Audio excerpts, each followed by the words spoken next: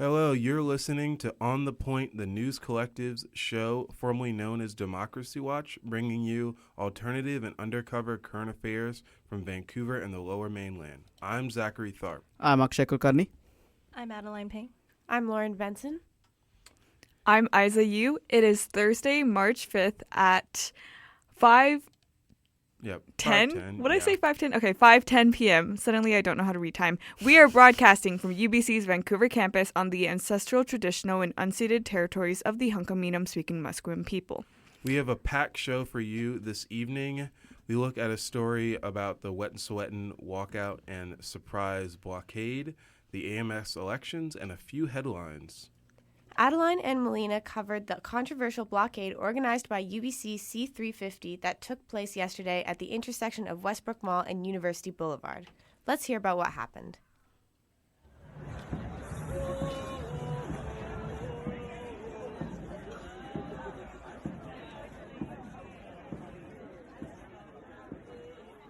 The hum of drums bled through the air across campus.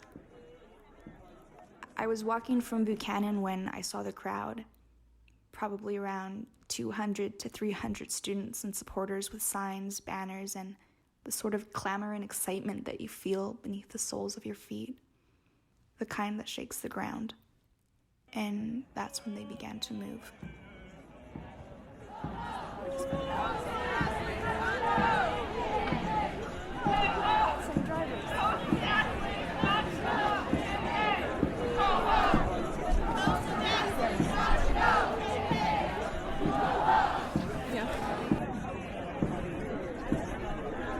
They made their way from outside the nest to the intersection of Westbrook Mall and University Boulevard, where they stood, with Wetsuweten.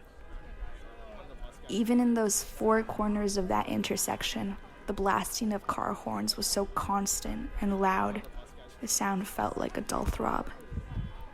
One that was met with a pulsating energy, voices that cut through cheers and claps and grew into chants. Some drivers.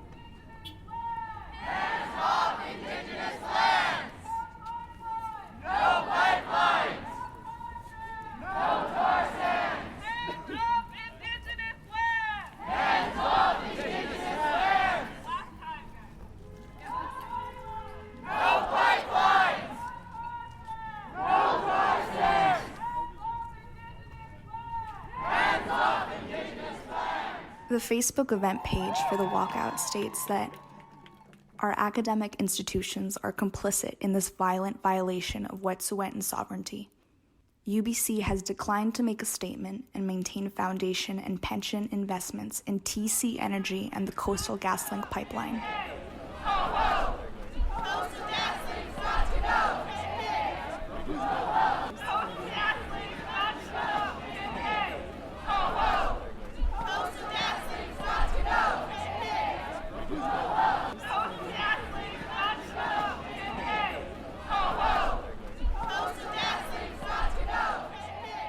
Thanks for listening.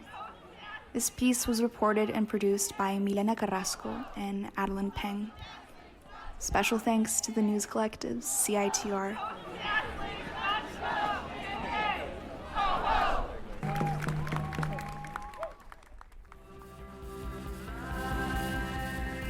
Hey Giselle, what are you doing March 14th? Nothing, Oren. What are you doing? Well, I'm glad you asked. CITR and Timber Concerts present Palehound. Palehound? Where? At the Fox Cabaret with special guest, Adult Mom. Tickets are available at timberconcerts.com.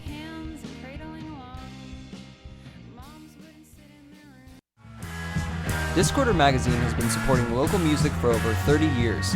Thanks to the long-term support of the Rickshaw Theater, Discorder lives.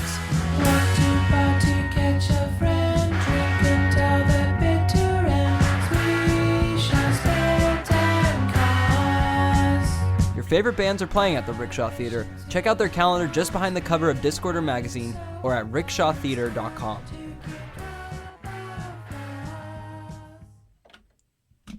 You're listening to On the Point at CITR 101.9 FM. You were just listening to the news poem that Milena and I made at the UBC C350 blockade on campus yesterday. It's a first on CITR, the first news poem to ever broadcast right here on the Point. So let's talk about the blockade. Basically, anyone who takes a bus that starts or ends at UBC probably noticed the delays on the bus. Yeah, I would definitely say I was pretty frustrated at first when just trying to take the 99, and it's like, why is there a huge pack of people at the exchange and just no buses are going to and from? I took the 84 to campus, and that was fine, but when we got close to campus, I could see police cars and about 6 R4s just stopped right at the intersection. It's like, okay, how are people going to get around? How is this going to really impact my day? Because I'm trying to get somewhere else around the city, and I need to take the 99, but the 99 is not going anywhere because the intersection that it drives through is completely blocked off. My disruption was like sort of minimal in comparison. I had to just go to the supermarket, like Save-On, which is like Westbrook Village, and I wanted to get the 68 because I'm lazy. I could have just walked because I live on campus. But so I was waiting for the 68 for like half an hour, and I was like, this is weird, this doesn't happen. And then I looked on like Twitter, and then UBC's like, we're experiencing significant disruption. And I was like, oh God, okay. But to be honest, I kind of appreciated it because I could just listen to a podcast, gave me more time, didn't have to like worry about getting on the bus with people around me and everything else. But there was quite significant disruption. I mean, I had to travel 2 kilometers. Other people had to go across the city. So I can imagine the blockade wasn't really, it was a minor hassle for me. It was probably like a major, major inconvenience for anyone else. Mm-hmm. And something that came up in a conversation between me and Zach yesterday was that we wondered if doing the blockade at like the intersection in front of UBC is necessarily the best way to go about trying to get change. Zach, do you want to add more to that? Basically, talked about how, this is a lot of oil executives and people, I think the pipeline starts in Alberta and is working its way here. But what do university students and professors and staff really, what can they do to stop this pipeline that is more provincial government, the Prime Minister, Justin Trudeau, and these oil executives that most likely don't go to UBC and aren't taking the buses to get around. And also it kind of reminded me of the TransLink protests where they're going to start the strikes and everything, and how it's like, okay, I understand that you want people to know about like the struggles that these bus drivers are going through, but do you think the CEO of TransLink takes the bus and is really affected necessarily by delays in the bus times or a complete strike of all buses in a major metropolitan city? Probably not. He probably drives his expensive car to work and parks right in front of the door. Definitely doesn't take the bus. So he's probably not really affected by this, but people who don't really have a say in what's going on in a business, let alone a multi-billion-dollar pipeline, aren't really affected. Plus, or don't really know how to do this, or talk to these executives. Plus, some of the buses stopped are electric, so they're not even powered by oil. I think there's a bigger discussion to be had about the value of action in general, and because many people were saying that like protests here are very milquetoast compared to like what happens like even in India. Like if there's a protest, like people get really violent, they throw stones and stuff like that. I mean, I'm not advocating for violence particularly, but the value of action is in So like you mentioned that like if you stop the buses running, the CEO of TransLink isn't probably going to get affected. And the thing is, you can't really affect his bottom line directly unless you take drastic action and become violent. And I think the value of action in this context, going back to yesterday, was to make people aware, because I think a lot of people who go to this university who aren't journalistically inclined, or who aren't studying like politics or anything like that, would even know about what's happening with the Wetsuweten blockade, what's happening, what the RCMP's done. So I think the argument would be is that how are we going to get attention, because no one reads the newspaper anymore, no one listens to the radio.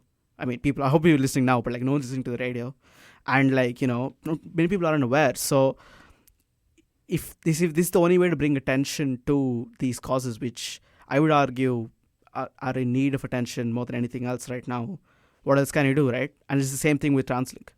I think possibly there's also a difference in intent for TransLink.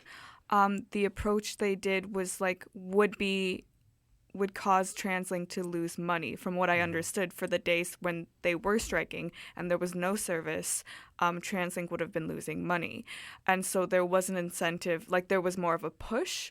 Whereas I think for the Wetsuweten the blockades, it's possible that like we would have to talk to the organizers, but like they're not really open to media stuff right now as of like last time we reached out to them. But I think there is the possibility, like Akshay said, them trying to garner more attention for the issue, because I doubt they think that they're actually hurting the oil industry either. Like I really do think it is about trying to have that attention and have that media spotlight.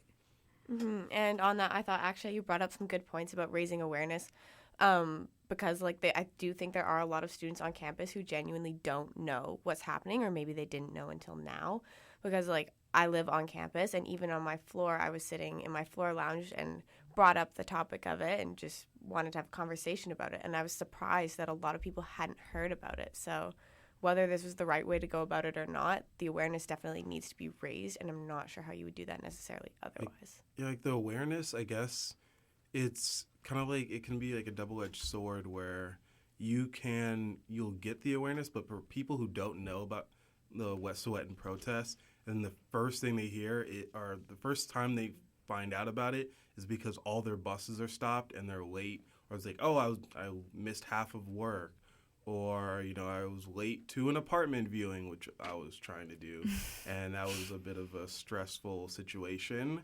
And if that's the first thing that you hear about this event, you're going to be even less inclined to ever want to do anything, because you only have a negative association with what's going on. I feel like they did their intentions were good, but sometimes the actions can become very negative. I remember we were researching for Extinction Rebellion. In Europe, they had a big protest against the amount of CO2 that the UK was producing, or especially London. And in their protest was they chained themselves to the London Underground trains, which stopped hundreds of commuters, really thousands, from getting to work. And reality, those trains are very efficient, very eco-friendly, and if everyone took public transit, we wouldn't really have a problem.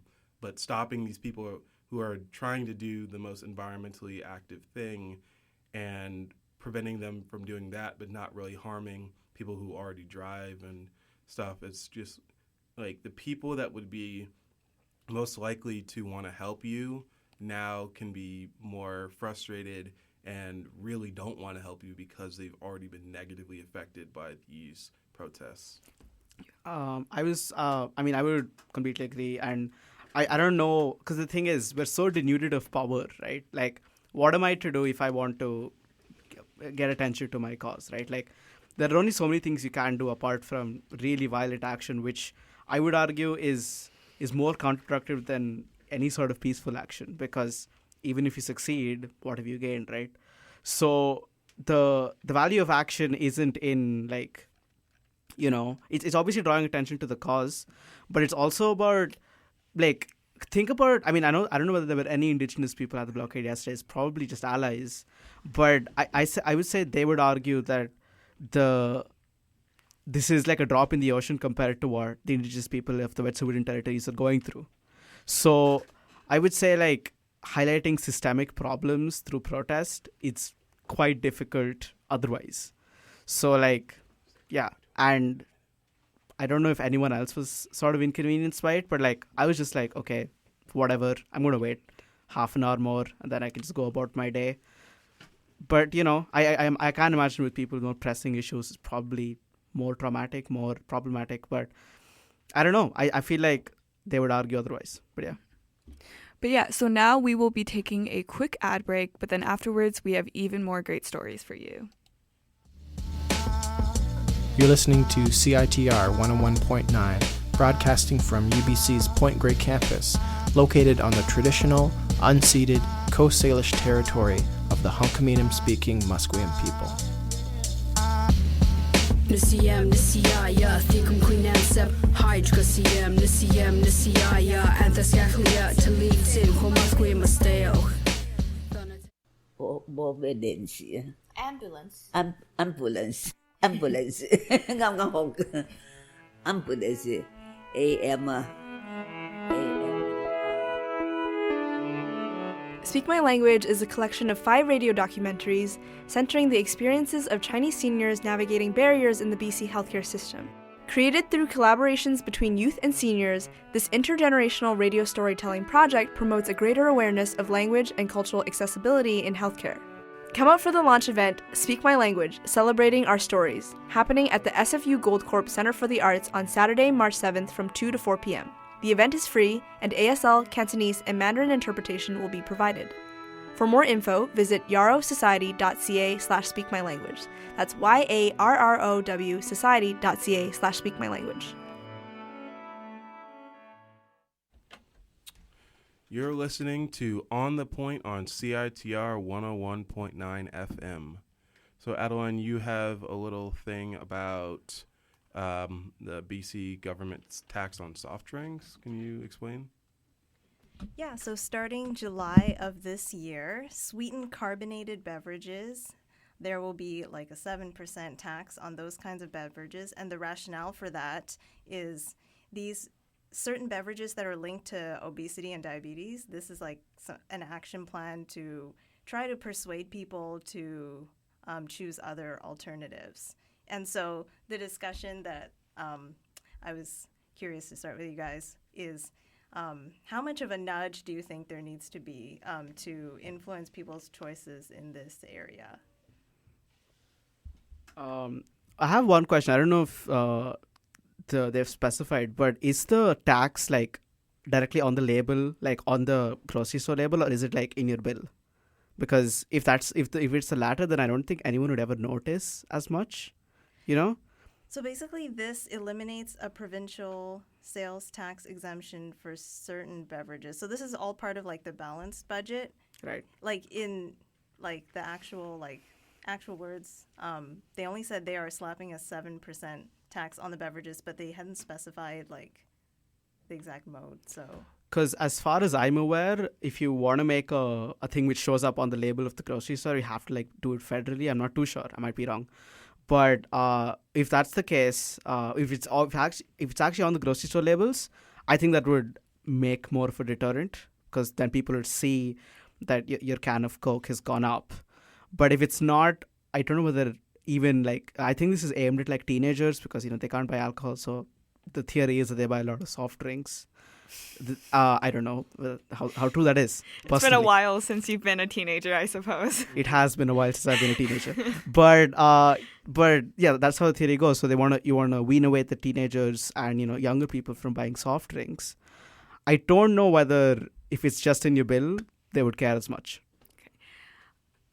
I hate the way I'm about to sound, but I want to say like soft drinks and a lot of like quote-unquote unhealthy food is more cheap and more accessible for low-income people.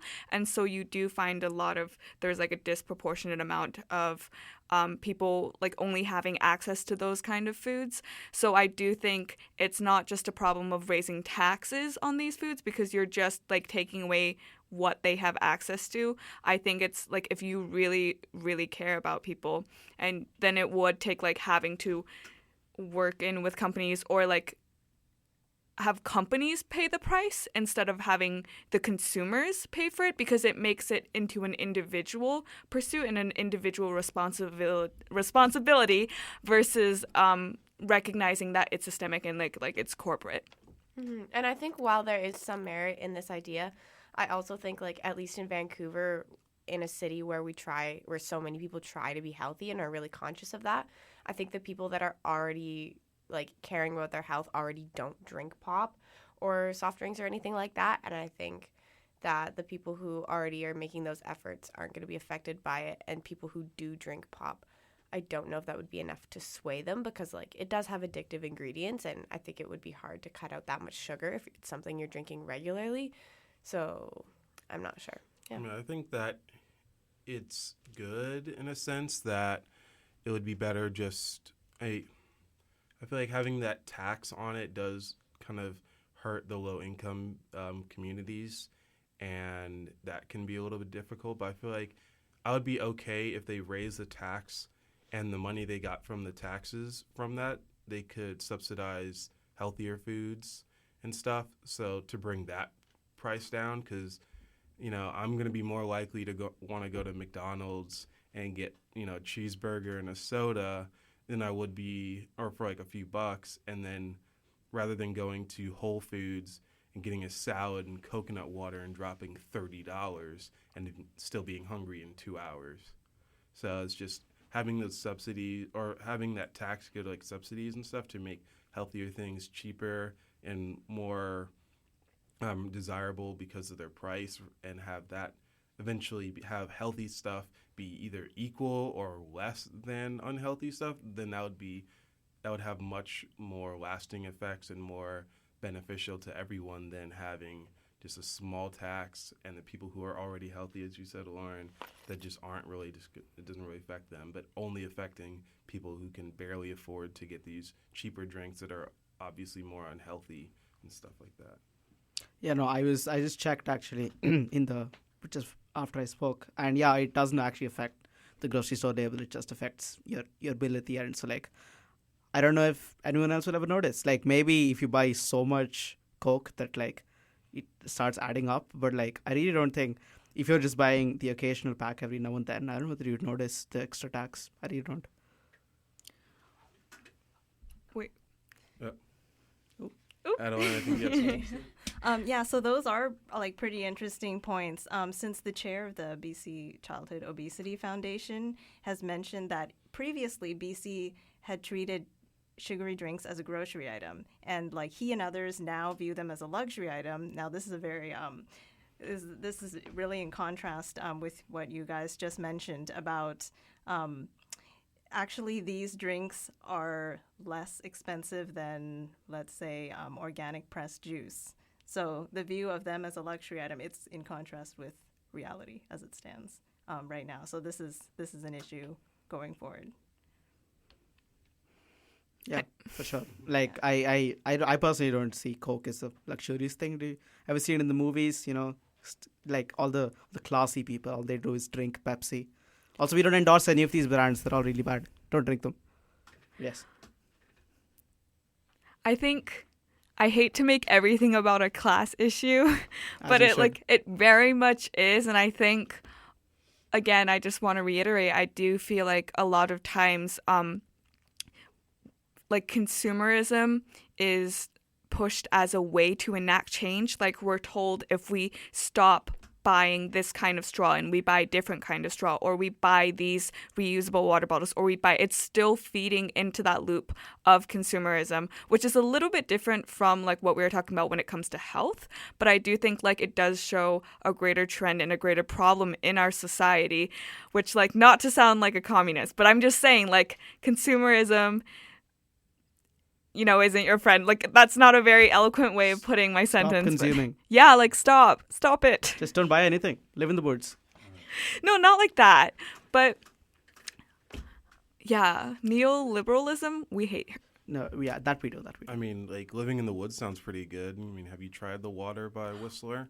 the thing is, another thing, talking about like class and like natural stuff. Again, I'm not going to sound eloquent at all, so hopefully not that many people are listening, but like this trend of wellness movement is very much for and by rich people or people who are upper middle class. And so I think it's unfair that now we're having this idea that like by not working out, by not having a subscription to a gym, you are unhealthy or lazy or stuff like that, because that is still actively associating, first of all, like that's like fat phobic and like really shaming, and that's like awful, but also like it's not taking into account that if you are working a minimum wage job and you have so little time, like you're not going to drop $50 a month to go to the gym. And so I think the entire like wellness industry is very much, again, like a product, and it's something that's been packaged and sold to us and not necessarily, I don't know, I just think we should think more critically about this sort of thing. And not even that, I think like the wellness trends, they like do more than just like push consumerism on you. They like tug at an emotional kind of consumerism, like this fear of, oh, am I unhealthy? Do I have to measure up to these standards? When it's an expensive trend and not attainable for everyone. So to like prey on these insecurities that just aren't attainable for a lot of people is unfortunate, I think. So, God, that's weird. Anyway, so one thing I do want to talk about is how some things are viewed as deviant and some things aren't. So, for example, we've all talked about healthy eating as the best thing, which is, it probably is, all things considered, based on science. But at the very fact that you mentioned it, Isa, is like we push like being fat as a deviant behavior when realistically, like, I don't think anyone really cares that much about how other people look and how other people go about their lives. But the way in which the media and pop culture reinforce these narratives that healthy eating is good, which it probably is the way it's evolved over time is so different, because now we see as healthy if you go to the gym every day and, I don't know, go to Whole Foods every day or whatever. But previously, that wasn't really the case 20 years ago. 20 years ago, everyone was buying Coke all the time. Ads were everywhere. But like now it's like, oh, it's a luxury item. So like I think the role in which the media and everyone else has to play in this is very clear. The way we talk about it just keeps changing. Mm-hmm. And I think another thing is that nowadays, because like I think a lot of products are packaged with like a social justice-y kind of like feel-good tone. And, you know, it actually takes away from the movement or from the purpose. Yeah. Any other thoughts? Yeah, it's just like, I guess it's just unfortunate that, you know, these things are, you know, priced as luxuries and stuff. I mean, having Coca-Cola and, you know, unhealthy things should be like, you know, not necessarily a necessity, but it's just more unfortunate that healthier options are much more expensive, even though they are better for you than unhealthy options. And I also sound like I'm wearing a tinfoil hat, which most times I am. For everyone's in the studio. True, they're wearing one right now. Yeah. And so the thing is, I do think there's also an incentive to push consumerism and like push trying to eat these calorie dense foods. And then because then you have an incentive to try and get them to shame people into trying to buy your like fitness equipment or buying your memberships. Again, I know I sound very tinfoil hatty. So you're telling me that like Gold's Gym is actually owned by McDonald's? No, I don't think that. But I'm just saying like, I think, I just think this is all a product of capitalism. You would the be, C word. To your point, Zach, actually, you would be surprised how many executives on McDonald's board sits on many of these wellness food boards. And if you think about how Amazon owns Whole Foods and and they sell us every other thing on the planet, you know, you can see the connections forming pretty easily. I'm not, again, drawing conspiracy lines like you see the GIFs, but you can see the lines quite easily. Mm-hmm. Another thing is this is just all about consumerism. We're really getting away from the topic, but I do think there is something about how we are sold the idea that like buying products can reflect our identity. We're sold this idea of like if we buy a certain type of clothing or if we consume a type of product, it says something about our people, and we use these signifiers to kind of find people who we assume are like-minded. And another thing is I do think using like food as like veganism is going to come up in this topic, and I do think it's interesting how a lot of times women are more likely to be the ones being shamed for not being vegan in a lot of like online spaces, or like why does the onus have to be on women? So this is just like tossing out a lot of ideas. To bring it back to identities and soft drinks specifically, you mentioned how like social justice is used as an advertising tool. Like I don't think, was it Kylie Jenner, Kendall Jenner? Yeah. They made that ad about, I think it was Pepsi. Oh, geez. That was the worst thing ever. That was but, awful. I mean, as I was talking about, 10 years ago, how it was seen as different. Like Coke and Pepsi, like, I don't know, 10 years ago, they were like cool, hip, and all that sort of thing. And now it's more like they're introducing all of these like Coke Zero, and we're like, oh, we're so healthy now. It's like, it's the way it's been advertised is so much different. And I think that goes with all of this healthy food movement, which, I could kind of see that tying into both of what you and Isa are saying, where, because the original diet drink 0 calorie was Tab, which was advertised towards women to be more healthy and skinny. And then, it kind of ties back into what you're saying, Isa. Mm-hmm. So I think capitalism and the patriarchy are very much tied, and I know I sound... Yeah, it's just, Sorry. You could take off your tinfoil hat, I guess. Rude. Okay. Just taking it off, yeah. But yeah. Okay, fine. We have... So next we're going to talk about the pipelines. We kind of mentioned that earlier, and how these pipelines can be very controversial and uproot a lot of communities. In the United States, where I'm from, we had another pipeline called the Keystone XL pipeline, and that was very controversial because it went through Native American land. Yep. And eventually the pipeline did leak, and it leaked in like 1 million barrels of oil in some South Dakota farmland. And they said it wouldn't leak. But that's what they always every say. Pipeline it's not really if it'll leak, it's just when and who will it affect. Mm-hmm. Yeah, so, I mean, bring it to a Canadian context, there was 2 days ago, I believe, there was a natural gas pipeline that leaked. I believe it was in BC, but I'm not too sure. And, I mean, we can go into whether or not we need pipelines at all. I personally don't think so, because I'm a firm believer in other forms of energy use. But I think the way in which we're discussing them right now in the context of the Wetsuweten blockade and everything else is very interesting, because, again, bringing back to what we were talking about earlier with the UBC C350 blockade, we're talking about the so-called like disruption that all of the Wetsuweten activists and allies are doing across the country, rather than the root cause, which is the pipelines itself and the effects that the pipelines will have on their lands which they never ceded. God, wow, throat. Anyway, the lands which they never ceded and everything else. So, I think there's a lot to be talked about in how we think about pipelines today, just in Canada. Yeah, it's just a lot of these countries and stuff will say it's jobs that it creates, and that's the real big incentive is going to bring a lot of Canadian jobs, American jobs, insert whatever country, building whatever pipeline jobs. But in reality, people forget it's the 21st century.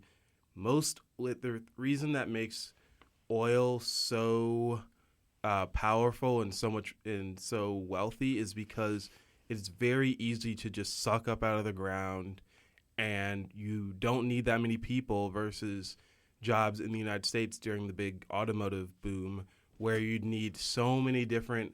You need to have people in West Virginia mining out the iron ore that would go to Pittsburgh to make the steel, that would go to Indianapolis to have the steel put together, and then around Chicago, and then you'd all build it in Detroit, and that's how you make the car. With oil, you just need luck to find a big oil pocket, and then you just need a pump to suck it out of the ground. And with these oil pipelines, you just need to have the temporary construction people to put the pipeline together, and then maybe a dozen or so to monitor it, because it's all automated.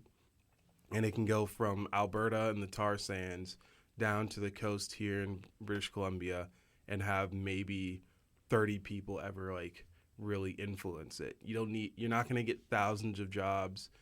You might get hundreds, but most of them are going to be temporary, and you're only going to maybe create about 20 or 30 jobs, like permanent jobs. And that's basically what happened with the Keystone XL pipeline that was supposed to go from Canada all the way down to New Orleans on the Gulf of Mexico. And people protested that, and now history's kind of repeating itself here, and we'll see whether or not the mistakes of the Keystone XL pipeline and the protests that unfortunately just didn't fully work out. Maybe, they have a chance here, and maybe this could be, the point where it's like, this is possible. We can stop these big oil pipelines and protect the earth and indigenous people at the same time. Mm-hmm. And I think, not only can we find different ways to create, permanent jobs in Canada and find different solutions for energy and stuff like that, for me, one thing I always think about is once that oil is spilled, that's a lot harder to reverse and fix than it is to create new jobs and find a different way to combat that preemptively, because once it gets in the water, there's no great solution for getting it out, and our waters are already at such a crisis point right now, and so is the environment, that it just doesn't make sense to me. The pros do not outweigh the cons for me, I guess. Yeah. All right. So, moving on. And up next, we have an interview with Declan Rounds about the upcoming AMS elections.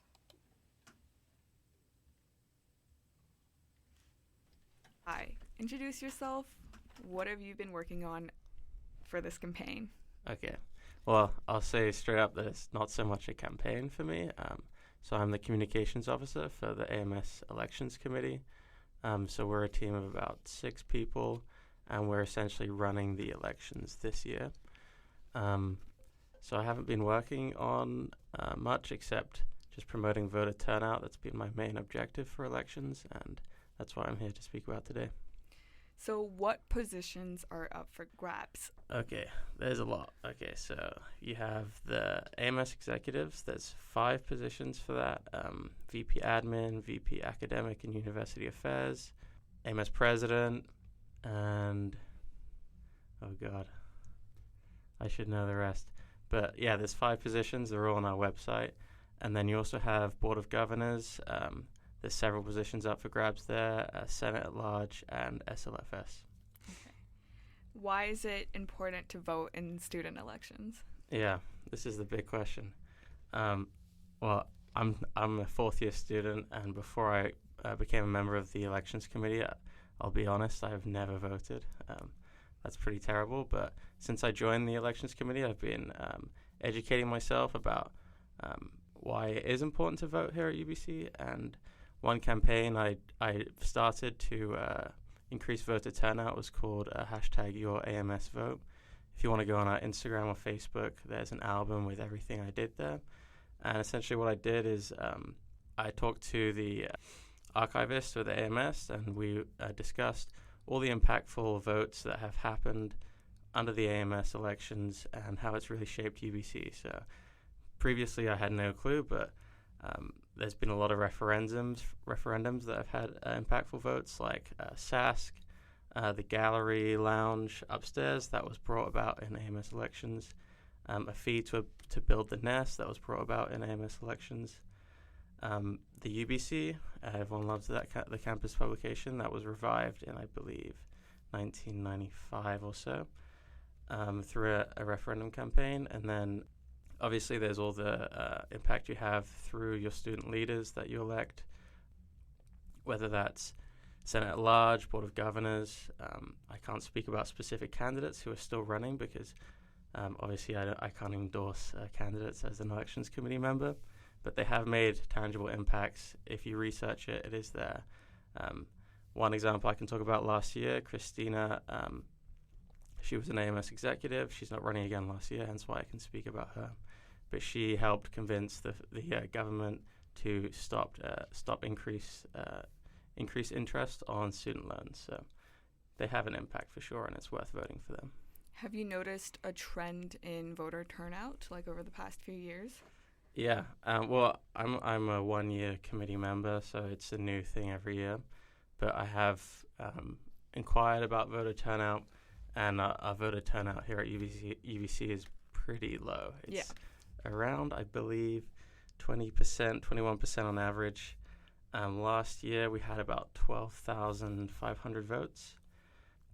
This year we're expecting a lot lower turnout because we've banned postering. Well, AMS Council banned postering, and last year they voted on a UPass referendum. This year we don't really have as popular referendums, but we do have an Indigenous seat referendum. I think that's important for everyone to have their say on. But yeah, we are expecting a lower voter turnout this year, unfortunately. But yeah, if you're listening to this, go out and vote, and hopefully you can increase that. Right. So the last day is the 8th, I think? Is that No, correct? No, the last it's not? day is tomorrow. So Tomorrow, okay. it closes at 5 p.m. tomorrow. Okay. Yeah. So there's like 1 day left of voting, I suppose. Pretty much, yeah. How has the campaign been so far? So obviously, yeah, I'm not running campaign. Yeah, but, not the campaign, but the elections. Elections, yeah. It's been pretty smooth running so far. We've had like really good engagement at the events. We're not sure how that's going to translate into voter turnout, but it's been really great to see everyone at the debates. If you haven't seen the debates, you can go on to the UBC Facebook page. They're all live streamed. They're all up there.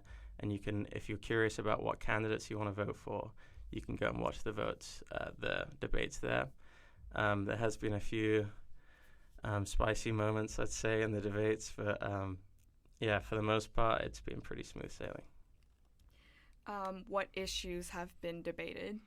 Okay. There are so many issues. I don't know where to touch because it varies for each position.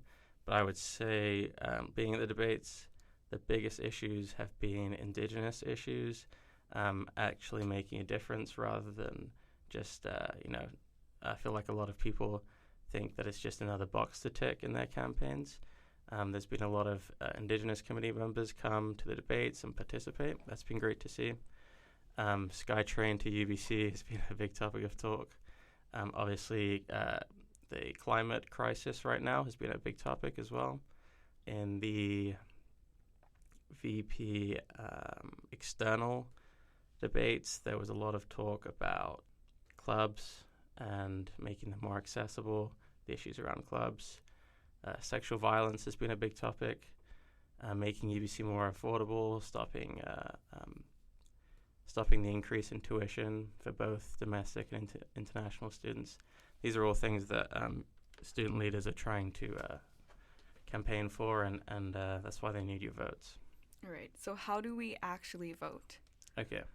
Voting is literally so easy. I can't stress it. So you go onto our website, which is ams.ubc.ca/vote, and you just use your campus-wide login. You can do it on your phone. It's super easy, and you go through and you pick which candidates, you rank them in your order of preference, and that's how you vote. Okay. Yeah. Yeah, that's all the questions we have. Thank you so much for coming in. I will say one last incentive to go and vote is we have 2 block party tickets and $100 worth of Visa gift cards we're giving away tomorrow on our social media. So go find us on Facebook and Instagram, and if you vote, then you're entered into those competitions. Okay, go vote. Yeah. Thank you.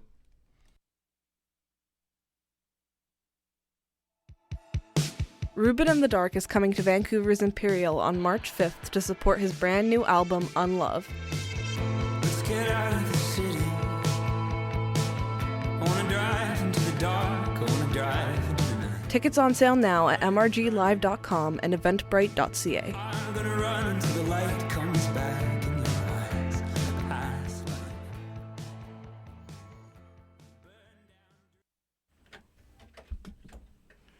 And we're back. Thanks for listening. Right now, you're listening to On the Point by the News Collective at CITR 101.9 FM. Yeah, so we were just listening to, the interview with Declan Rounds, very cool guy, and he talked about, how we all need to turn out for the AMS elections. Like, there's a lot of stuff at stake. Like, I mean, I don't know if anyone knows this, but I just went into like the AMS like budget, and it's like millions of dollars, and like no one ever realizes how much we can vote for in these things, and like it's pretty scary. Like, your vote matters. Go vote. Your vote really does matter. I mean, but there's a lot of discussion to be had about student government and like why people don't seem to care as much, but you guys should care, anyone who's listening, if you're a UBC student. So yeah, please vote. Okay. So that was ISIU again, just speaking with Declan Downs about the AMS elections. Is everyone going to vote? Yes, we are. Yes, I already did. So I actually already did too. So what a flex! Also, tomorrow is your last chance, so Yes. y'all really got to get on that. Tomorrow by 5 p.m. Yeah. Just you probably received an mail about it, or just go to AMS. Just go online. It's Yeah. really quick. It- Just it- do it. it took It's me not like- that hard. Yeah, 5 minutes. Come on. So yeah. Really, seriously, go do it now. So that's our show. Thank you so much for listening. This has been On the Point by CITR News. We're here every Thursday at 5 p.m. bringing you local news. And stay tuned for more amazing programming. Up next is Heavy Content. They have great stuff, so keep listening. Also, it's International Women's Day. It's kind of funny you're saying it, but yeah, it's kind of ironic. Any women in the room want to announce it instead? No? International Okay. Women's Okay, Day, well, March thank you. 8th. International Thank you, Women's Zach, Day. March 8th. For taking the initiative, since we were talking about patriarchy. But yeah, Sunday, March 8th, lots of cool stuff happening around town. Yeah, International Women's Day. Woo! Okay. Bye.